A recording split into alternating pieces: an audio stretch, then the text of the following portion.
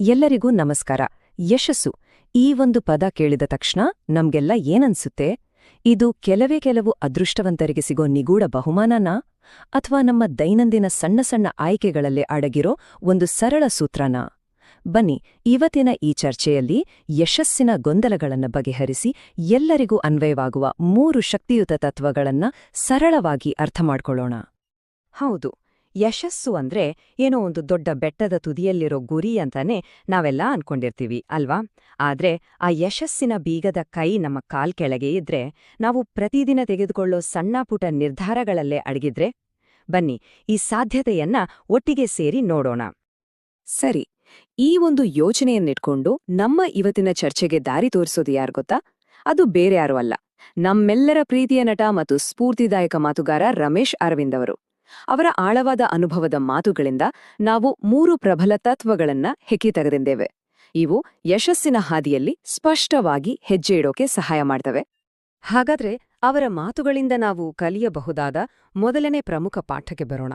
ಅದುವೇ ನಮ್ಮ ಸಂತೃಪ್ತಿಯನ್ನ ನಮ್ಮ ಹಿಡಿತದಲ್ಲಿಟ್ಕೊಳ್ಳೋದು. ನಮ್ಮ ಜೀವನದ ಪ್ರತಿಯೊಂದು ಕ್ಷಣದಲ್ಲೂ ನಮ್ಮುಂದೆ 2 ದಾರಿಗಳಿರುತ್ತವೆ. ಒಂದು ಸುಲಭ, ಇನ್ನೊಂದು ಶ್ರೇಷ್ಠ. ನಮ್ಮ ಆಯ್ಕೆಯೇ ನಮ್ಮ ಭವಿಷ್ಯವನ್ನು ನಿರ್ಧರಿಸುತ್ತೆ. ಈ ಒಳಗಿನ ಹೋರಾಟವನ್ನ ಅರ್ಥ ಮಾಡ್ಕೊಳ್ಳೋಕೆ ಒಂದು ಸುಲಭವಾದ ರೂಪಕ ಇದೆ. ಅದೇ ಪ್ರಿಯಾ ಮತ್ತೆ ಶ್ರೇಯ. ಪ್ರಿಯಾ ಅಂದ್ರೆ ನಮ್ಗೆ ತಕ್ಷಣಕ್ಕೆ ಖುಷಿ ಕೊಡೋದು, ಅಂದ್ರೆ ನಾಳೆ ಎಕ್ಸಾಮ್ ಇದ್ರೂ ಇವತ್ತು ಸಿನಿಮಾ ನೋಡೋಕೆ ಹೋಗೋದು. ಆದ್ರೆ ಶ್ರೇಯಾ ಇದ್ದಾಳಲ್ಲ, ಅವಳು ಹಾಗಲ್ಲ. ಅವಳು ದೀರ್ಘಾವಧಿಯ ಯಶಸ್ಸಿಗಾಗಿ ಇವತ್ತಿನ ಸಣ್ಣ ಖುಷಿಯನ್ನ ತ್ಯಾಗ ಮಾಡ್ತಾಳೆ. ಅಂದ್ರೆ ಸಿನಿಮಾ ಬದಲು ಓದೋಕೆ ಕೋರ್ತಾಳೆ. ಯಶಸ್ವಿ ಜನ ಯಾವಾಗ್ಲೂ ಶ್ರೇಯಾಳ ದಾರಿಯನ್ನೇ ಆಯ್ಕೆ ಮಾಡ್ತಾರೆ. ನೋಡಿ, ಶ್ರೇಯಾಳ ಈ ಮನಸ್ಥಿತಿ ಇದೆಯಲ್ಲ, ಇದಕ್ಕೆ ಡಿಲೇಡ್ ಗ್ರಾಟಿಫಿಕೇಶನ್ ಅಂತ ಕರೆಯೋದು. ಅಂದ್ರೆ ವಿಳಂಬಿತ ಸಂತೃಪ್ತಿ.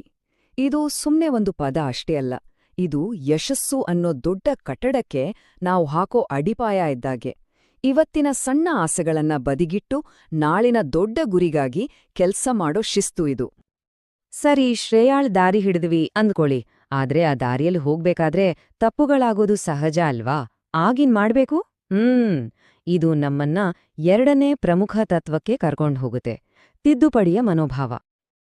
ತುಂಬಾ ಸರಳವಾದ ಆದ್ರೆ ಅಷ್ಟೇ ಶಕ್ತಿಯುತವಾದ ಮಾತು. ಯಶಸ್ಸು ಅಂದ್ರೆ ನಿರಂತರ ತಿದ್ದುಪಡಿ. ಇದರ ಅರ್ಥ ಏನು? ನಾವು ಯಾವತ್ತೂ ಪರ್ಫೆಕ್ಟ್ ಆಗಿರ್ಬೇಕು ಅಂತೇನಿಲ್ಲ. ಆದ್ರೆ ನಾವು ಮಾಡೋ ತಪ್ಪುಗಳಿಂದ ಪಾಠ ಕಲಿತು ನಮ್ಮ ದಾರಿಯನ್ನ ಸರಿಪಡಿಸ್ಕೊಳ್ತಾ ಮುಂದೆ ಹೋಗೋ ಚೈತನ್ಯ ನಮ್ಮಲ್ಲಿರ್ಬೇಕು. ಸಾಮಾನ್ಯವಾಗಿ ಫಿಕ್ಸ್ಡ್ ಮೈಂಡ್ಸೆಟ್ ಅಥವಾ ಸ್ಥಿರ ಮನೋಭಾವ ಅಂತೀವಲ್ಲ, ಅದು ನಮ್ಮನ್ನ ನಾನು ಇಷ್ಟೇ, ನನ್ನಿಂದ ಬದಲಾಗೋಕ ಆಗಲ್ಲ ಅನ್ನೋ ಒಂದು ಪಂಜರದಲ್ಲಿ ಕೂಡಿಹಾಕುತ್ತೆ. ಆದ್ರೆ ಯಶಸ್ಸಿನ ದಾರಿ ತೆರೆದುಕೊಳ್ಳೋದು ಗ್ರೋತ್ ಮೈಂಡ್ಸೆಟ್, ಅಂದ್ರೆ ಬೆಳವಣಿಗೆಯ ಮನೋಭಾವಕ್ಕೆ. ಪರವಾಗಿಲ್ಲ, ನಾನ್ ಕಲಿಬಲ್ಲೆ, ನಾನ್ ಬೆಳೆಯಬಲ್ಲೆ ಮತ್ತು ನನ್ನನ್ನ ನಾನು ಇನ್ನೂ ಉತ್ತಮಪಡಿಸಿಕೊಳ್ಳಬಲ್ಲೆ ಅಂತ ನಂಬೋದ್ರಲ್ಲೇ ಅದರ ಶಕ್ತಿಯಿರೋದು. ಈ ತಿದ್ದುಕೊಳ್ಳೋ ಮನೋಭಾವ ಇದೆಯಲ್ಲ, ಇದು ಸುಮ್ನೆ ಒಂದು ಥಿಯರಿ ಅಲ್ಲ. ಇದರ ಅತ್ಯಂತ ಶಕ್ತಿಯುತವಾದ ಒಂದು ಪ್ರಾಕ್ಟಿಕಲ್ ಅಪ್ಲಿಕೇಶನ್ ನಾವು ನೋಡೋದಾದ್ರೆ ಅದು ನಮ್ಮ ಹಣಕಾಸಿನ ವಿಷಯದಲ್ಲಿ. ನಮ್ಮ ಖರ್ಚು ವೆಚ್ಚಗಳನ್ನ ನಾವು ನಿರಂತರವಾಗಿ ನೋಡ್ತಾ ತಿದ್ದಿಕೊಡ್ತಾ ಹೋಗೋದ್ರಲ್ಲೇ ನಮ್ಮ ಆರ್ಥಿಕ ಯಶಸ್ಸಿನ ದೊಡ್ಡ ಗುಟ್ಟು ಅಡಗಿದೆ. ಇದು ನಮ್ಮನ್ನ ಹಣಕಾಸಿನ ಶಿಸ್ತಿನ 2 ಗೋಲ್ಡನ್ ರೂಲ್ಸ್ ಹತ್ರ ಕರ್ಕೊಂಡ್ಬರುತ್ತೆ. ಕೇಳೋಕೆ ತುಂಬಾ ಸಿಂಪಲ್ ಅನ್ಸುತ್ತೆ, ಆದ್ರೆ ಪಾಲಿಸಿದ್ರೆ ಜೀವನನೇ ಬದಲಾಗತ್ತೆ. ಮೊದಲನೇದು, ನಾವು ಖರ್ಚು ಮಾಡೋದಕ್ಕಿಂತ ಜಾಸ್ತಿ ಸಂಪಾದಿಸ್ಬೇಕು. ಅಥವಾ 2ನೇದು, ನಾವು ಸಂಪಾದಿಸೋದಕ್ಕಿಂತ ಕಡಿಮೆ ಖರ್ಚು ಮಾಡಬೇಕು. ಅಷ್ಟೇ. ಈ ಸರಳ ತಿದ್ದುಪಡಿ ನಮ್ಮ ಆರ್ಥಿಕ ಸ್ಥಿತಿಯನ್ನ ಗಟ್ಟಿಗೊಳಿಸುತ್ತೆ. ಸರಿ, ಈಗ ನಾವು ಕೊನೆಯ ಮತ್ತು ಬಹುಶಃ ಎಲ್ಲದಕ್ಕಿಂತ ಮುಖ್ಯವಾದ ತತ್ವಕ್ಕೆ ಬರ್ತಾ ಇದ್ದೀವಿ. ಅದುವೇ ನಕಾರಾತ್ಮಕ ಚಿಂತನೆಯನ್ನ ಗೆಲ್ಲೋದು. ಯಾಕೆಂದ್ರೆ ಯಶಸ್ಸಿನ ದಾರಿಯಲ್ಲಿ ನಮ್ಮ ಅತಿದೊಡ್ಡ ಶತ್ರು ಎಲ್ಲೋ ಹೊರಗಡೆ ಇಲ್ಲ, ನಮ್ಮ ಮನಸ್ಸಿನಲ್ಲೇ ಇದ್ದಾನೆ. ಒಂದು ಕಥೆ ಹೇಳ್ತೀನಿ ಕೇಳಿ. 1954ರಲ್ಲಿ ಒಂದು ವಿಮಾನ ಅಪಘಾತ ಆಗತ್ತೆ. ಆದ್ರೆ ಯಾಕಾಯ್ತು ಅಂತ ಯಾರಿಗೂ ಕಾರಣನೇ ಗೊತ್ತಾಗಲ್ಲ. ಆಗ ಕಂಡುಹಿಡಿದಿದ್ದೆ ಬ್ಲ್ಯಾಕ್ ಬಾಕ್ಸ್. ಅದರ ಉದ್ದೇಶ ಯಾರು ತಪ್ಪು ಮಾಡಿದ್ರು ಅಂತ ಬೆರಳು ಮಾಡಿ ತೋರ್ಸೋದಲ್ಲ, ಬದಲಿಗೆ ಅಪಘಾತಕ್ಕೆ ನಿಜವಾದ ಕಾರಣ ಏನು ಅಂತ ತಿಳ್ಕೊಂಡು ಮುಂದೆ ಅಂತಹ ತಪ್ಪುಗಳು ಆಗದ ಹಾಗೆ ನೋಡ್ಕೊಳ್ಳೋದು. ಇದನ್ನ ನಾವು ನಮ್ಮ ಜೀವನಕ್ಕೆ ಅನ್ವಯಿಸ್ಕೊಳ್ಬೋದು. ಮನೋವಿಜ್ಞಾನದಲ್ಲಿ ಕೆಟಾಸ್ಟ್ರಾಫಿಕ್ ಥಿಂಕಿಂಗ್ ಅಂತ ಒಂದು ಕಾನ್ಸೆಪ್ಟ್ ಇದೆ. ಅಂದ್ರೆ ಏನೋ ಒಂದು ಸಣ್ಣ ಸಮಸ್ಯೆ ಆದ ತಕ್ಷಣ ಅದ ಬಗ್ಗೆ ಯೋಚಿಸಿ ಅಯ್ಯೋ ಎಲ್ಲ ಹಾಳಾಗೇ ಹೋಯ್ತು ಅಂತ ಕೆಟ್ಟದನ್ನೇ ಊಹಿಸ್ಕೊಂಡು ಚಿಂತೆಯ ಬಲೆಗೆ ಬೀಳೋದು. ಇದು ನಮ್ಮನ್ನ ಬ್ಲ್ಯಾಕ್ ಬಾಕ್ಸ್ನಿಂದ ಕಲಿಬೇಕಾದ ಪಾಠದಿಂದ ದೂರ ಮಾಡುತ್ತೆ. ಕಲಿಯೋದ್ ಬಿಟ್ಟು ನಾವು ಬರೀ ಭಯ ಪಡೋಕೆ ಶುರು ಮಾಡ್ತೀವಿ. ಹಾಗಾದ್ರೆ ಆ ಬ್ಲ್ಯಾಕ್ ಬಾಕ್ಸ್ ನಮ್ಗೆ ಕಲ್ಸೋ ಪಾಠವಾದ್ರೂ ಏನು? ತುಂಬಾ ಸರಳ. ಸವಾಲುಗಳು ಬಂದಾಗ ವಾಸ್ತವವನ್ನ ಒಪ್ಕೊಳ್ಳೋಣ.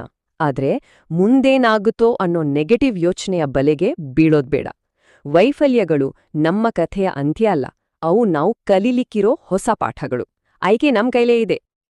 ಓಕೆ, ಇಲ್ಲಿಯವರೆಗೆ ನಾವು ಚರ್ಚೆ ಮಾಡಿದ ಈ 3 ಪ್ರಬಲ ತತ್ವಗಳನ್ನ ಒಟ್ಟಿಗೆ ಸೇರಿಸಿದ್ರೆ ನಮ್ಗೇನ್ ಸಿಗುತ್ತೆ? ನಮ್ಗಾಗಿಯೇ ನಮ್ಗೋಸ್ಕರ ಒಂದು ಯಶಸ್ಸಿನ ಫಾರ್ಮುಲಾ ಸಿಗುತ್ತೆ.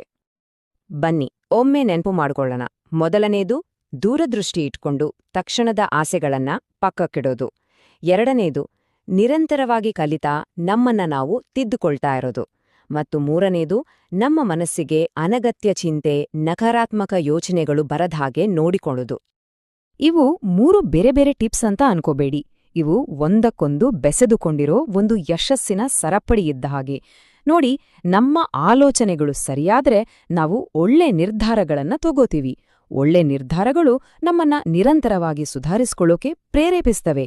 ಇದೇ ಯಶಸ್ಸಿನ ಒಂದು ಸೈಕಲ್.